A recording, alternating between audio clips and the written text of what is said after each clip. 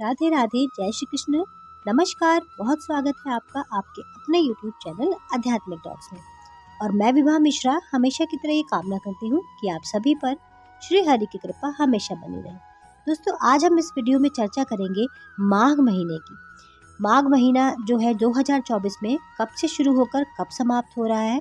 माघ महीने का अगर माघ स्नान जो है आप अगर उठाना चाहते हैं, माघ स्नान किया जाता है 1 महीने का, तो आप किन नियमों के साथ माघ स्नान करते हैं, कौन सी चीज़ें जो हैं वो बहुत बड़ी दान मानी जाती हैं माघ महीने में, और कौन सी चीज़ों का हमें दान करना चाहिए, किन नियमों के साथ करना चाहिए, ये सारी जानकारी मैं आपको इस वीडियो में देती हूँ। तो वीडियो को शुरू करते हैं, समय को बिल्कुल भी ना गंवाते हुए।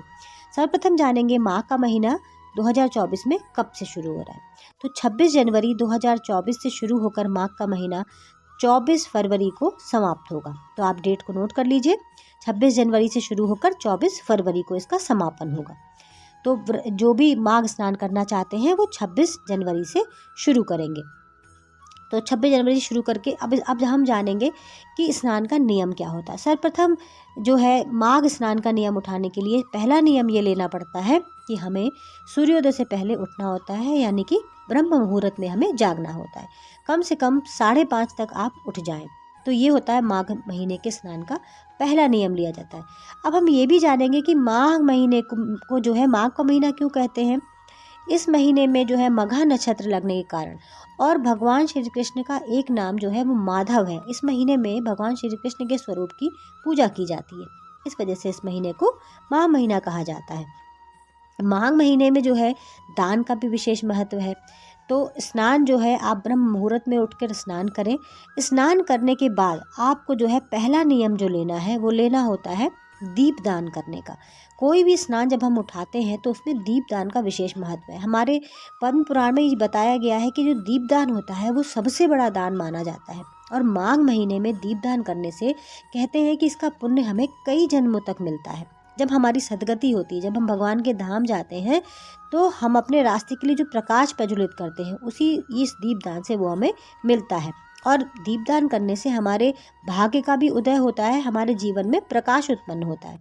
तो आप क्या नियम लेंगे दीपदान का। दीपदान जो है कम से कम आप 5 दीपक जलाने का नियम लीजिए। दीपदान हमेशा सूर्योदय से पहले किया जाता है या सूर्यास्त के बाद किया जाता है। सूर्य की अनुपस्थिति में ही दीपदान किया जाता है, मतलब कि प्रकाश कर रहे हैं हम सूर्य भगवान की अनुपस्थिति में। तो सुबह में आप 5 दीपक कहाँ कहाँ जलाएंगे। आप चाहें तो मिट्टी के दीपक ले सकते हैं। मिट्टी का दीपक जो है वो सबसे शुद्ध माना जाता है। तो आपको जो दीपक लेने हैं वो रोज़ 5 नए दीपक लेने हैं, क्योंकि मिट्टी का दीपक एक बार ही जलाया जाता है। अगर आपके पास 5 पीतल के दीपक हैं, चांदी के दीपक हैं, तो आप उनको धोकर साफ करके ही उसको प्रज्वलित करें। अभी 5 जगह जो है वो कहाँ कहाँ आपको करनी है। सबसे पहला दीपक आप अपने पूजा के मंदिर में जलाइए। दूसरा दीपक आप तुलसी जी में प्रज्वलित करिए। तीसरा दीपक आप अपने मुख्य दरवाजे पर।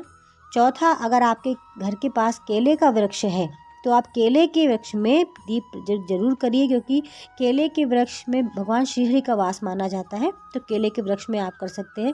यदि नहीं है तो कोई और देव वृक्ष, जैसे कि बेल वृक्ष हो गया, पीपल का वृक्ष हो गया, इसमें भी आप दीपक जलान कर सकते हैं।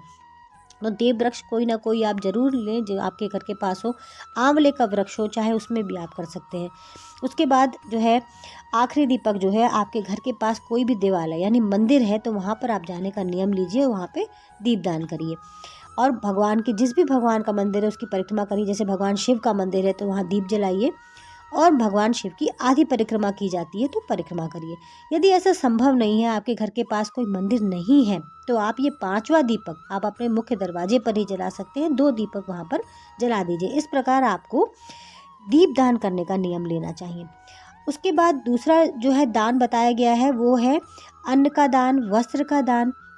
ज़रूरतमंदों को, जैसे ठंड हो रही है, माघ महीने में बहुत ज़्यादा ठंड होती है, तो आप अन्न का दान तो करें ही करें। जो ज़रूरतमंद हैं, गरीब हैं, उन्हें खाने के लिए उनको वस्त्र का दान, वस्त्र में गर्म चीज़ों का दान कर दीजिए, कंबल का दान कर दीजिए, स्वेटर का कर दीजिए, जूते चप्पल का दान कर दीजिए, उनको मोजे का दान कर दीजिए। ये दान बड़ा महत्व देता है कि जो ज़रूरतमंद हैं उन्हें जिन इस चीज़ की ज़रूरत है ठंड में, तो वो सोचिए आपके देने से कितना आशीर्वाद आपके लिए उनके मन में से निकलेगा।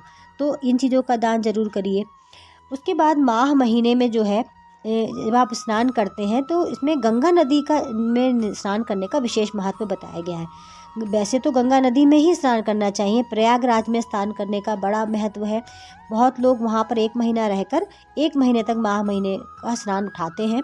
यदि ऐसा संभव आपके पास नहीं है, आप नहीं जा सकते हैं, तो पूरे महीने में 1 दिन भी आप जाकर माघी पूर्णिमा के दिन या एकादशी के दिन, जो अच्छे दिन होते हैं हमारे, उसमें आप जाकर गंगा स्नान जरूर करें एक बार, कर सकें तो। नहीं तो अपने घर में अगर आप माघ स्नान उठा रहे हैं माघ के महीने में, तो अपने पानी में गंगा जल डालें, जरूर डालें, और गंगा माता का स्मरण करने के बाद ही स्नान करें। तो ये भी स्नान पूरी तरह से पूर्ण माना जाता है। बहुत से नियम लोग जो हैं वो नियम लेते हैं, 100 सेरी दान का नियम लिया जाता है माघ महीने में। जो तिल चौथ आती है, सकट चौथ जिसे कहते हैं, जो 29 जनवरी को पड़ेगी, उस चौथ से और अगली चौथ तक 1 महीना 365 दिन 100 सेरी का दान करते हैं। मतलब कि उसमें 100 चीज़ें दान करनी होती हैं आपको 1 किलो की मात्रा में। जैसे आपने किसी दिन, रोज़ आपने नियम लिया 365 दिन में, तो जैसे छोड़ के भी ले सकते हैं, 100 ही चीज़ें तो करनी है आपको।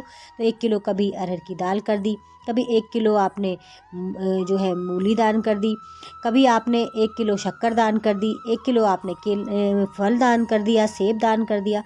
तो इस प्रकार जो है 100 सेरी का दान भी उठाया जाता है। इसके बारे में संपूर्ण जानकारी आपको मेरे चैनल पे मिलेगी। आप चाहें तो आप मेरे चैनल को सब्सक्राइब कर सकते हैं माह महीने की सारी जानकारी के लिए, जो आपको समय समय पर मिलती रहेगी। और इस जानकारी को, आप इस वीडियो को अपने मित्रगण में, प्रियजनों में ज़्यादा से ज़्यादा शेयर करें। मैं आशा करती हूँ कि आपको वीडियो पसंद आया होगा, तो चैनल को सब्सक्राइब जरूर करिएगा और वीडियो को लाइक करना बिल्कुल भी मत भूलिएगा। वीडियो सुनने का बहुत बहुत धन्यवाद। राधे राधे, जय श्री कृष्ण।